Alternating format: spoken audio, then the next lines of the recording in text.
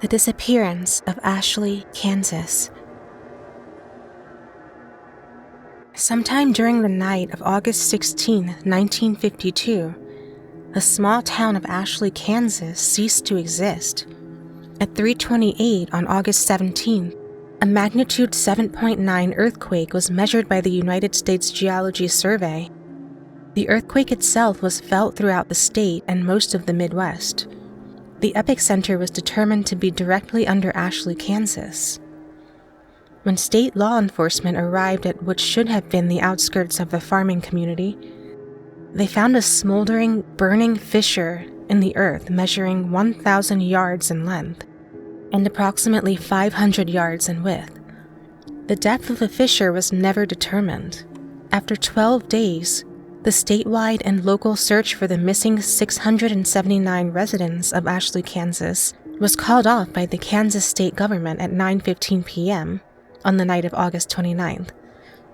All 679 residents were assumed to be dead. At 2:27 a.m. on August 30th, a magnitude 7.5 earthquake was measured by the United States Geology Survey. The epicenter was situated under what used to be the location of Ashley, Kansas. When law enforcement investigated at 5:32 a.m., they reported that the fissure in the earth had closed. In the 8 days leading up to the disappearance of the town and its 679 residents, bizarre and unexplainable events were reported by dozens of residents in Ashley, Kansas, and law enforcement from the surrounding area. On the evening of August 8th, at 7:13 p.m., a resident by the name of Gabriel Jonathan reported a strange sight in the sky above Ashley. The town itself, having no official branch of law enforcement, called into the police station of the neighboring town of Hayes. Gabriel reported what appeared to be a small black opening in the sky. Within the next 15 minutes, the Hayes police station became overwhelmed with dozens of phone calls, all reporting the same phenomenon. The phenomenon was never reported by any neighboring communities. A decision was made to send a trooper to Ashley to investigate the matter the following morning. At 7:54 a.m. on the morning of August 9th, Hayes police officer Alan Mace radioed the Hayes police station. He reported that despite following the one-way road leading to Ashley, he had become lost. According to his report, the road continued along its normal path, but somehow ended up back in Hayes. Officer Mace went on to add that the road had never curved or bent in any direction. At 9:15 a.m., 7 of the town's 10 police cars were sent to investigate the situation, and all the members of the team came to the same conclusion. The only road leading to Ashley stopped leading into Ashley, but instead led back to Hayes. Phone calls continued to pour into Hayes police station, all reporting that the black opening in the sky continued to grow in size. All callers were advised to remain inside and not to travel unless absolutely necessary. At 8:17 p.m., Mrs. Elaine Cantor reported her neighbors, Mr. and Mrs. Milton, and their 2 children, Jeffrey and Brooke, missing. According to Mrs. Cantor's phone call, the Miltons attempted to leave town on their family car earlier in the evening. They never returned. Law enforcement officers from Hayes never reported the car or individuals coming up the one-way road. At 7:38 a.m. on the morning of August 10th, phone calls from Ashley into the Hayes police station reported that the town was in total darkness. The sun had never risen.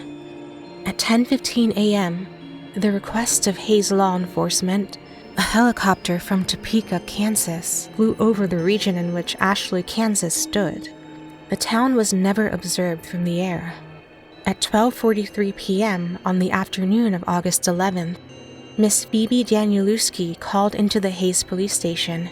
She reported that her daughter Erica had begun to have conversations with her father, who died 3 years prior in a drunk driving accident.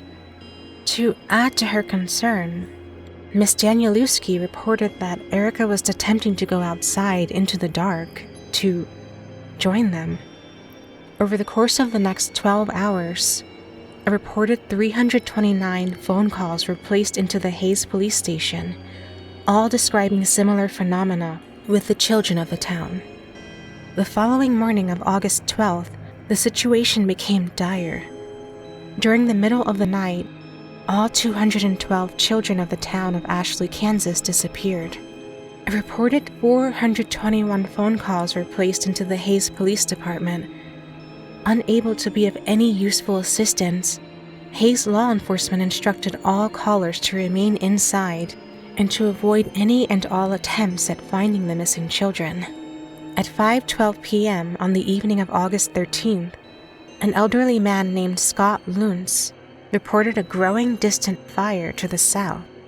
According to his description, the fire seemed to turn the distant black into bright red and orange that seemed to extend high into the sky. Throughout the rest of the day, calls continued in, stating that the fire, in addition to moving north, now seemed to come out of the black sky. No fire was ever witnessed by any of the neighboring communities or law enforcement officials. The reports continued until 12:09 a.m. on the morning of August 14th. The last phone call, placed by a Mr. Benjamin Endicott, reported that the fire in the sky had grown so intense that it began to appear as daytime over the town. The phone call ended abruptly. Yeah, just hold on. Wait. Yeah, I see something. It's to the south. It looks like... The next phone call wouldn't be placed until the following evening.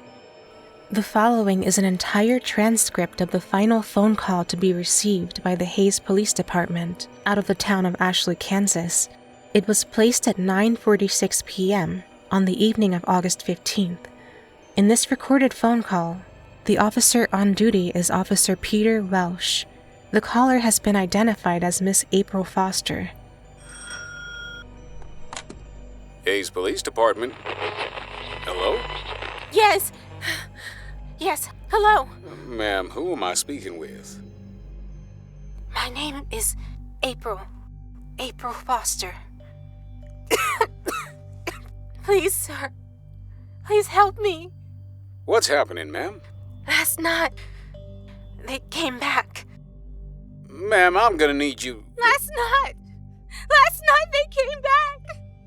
Ma'am, I'm gonna need you to calm down and speak clearly. What happened? Who came back? Everyone. Everyone? They all came in the fire. What do you mean, everyone? My son. I saw my son last night. He was walking down the street. He was burned. Jesus Christ, he was burned.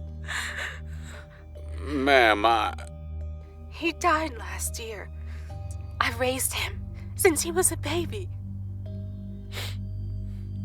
It was just me and him.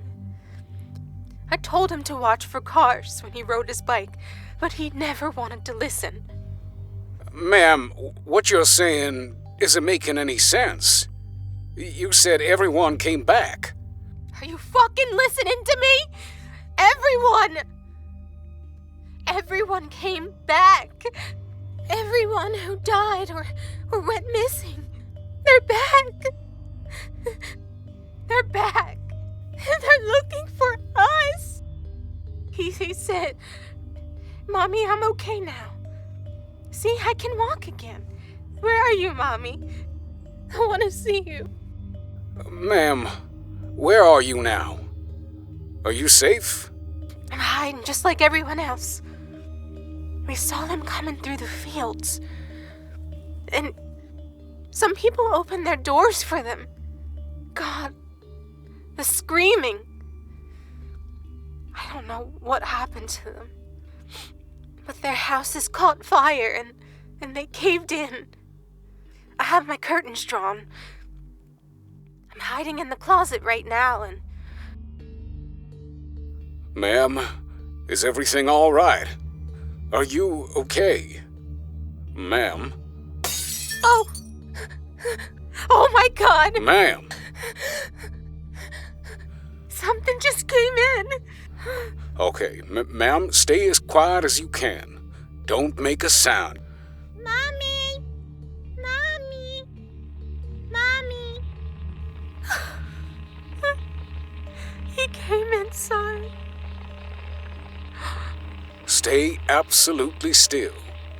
Don't leave. Mommy! Mommy! Where are you hiding? Okay, now stay quiet.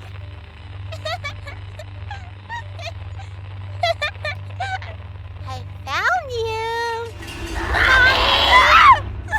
Get away!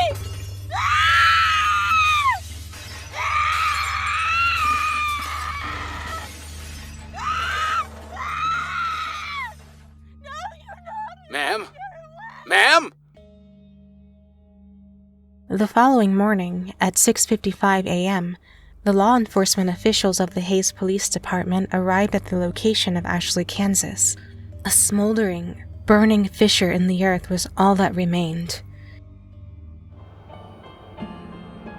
Hey everyone, thank you for listening. Special thank you to Paul and Marchand over at Altered State Adventures for providing their voice talents here, and also 𝓐𝓾𝓽𝓱𝓸𝓻 for allowing me to use his awesome music. All of their links can be found below. Be sure to check them out, subscribe for more stories like this, and I'll see you next time.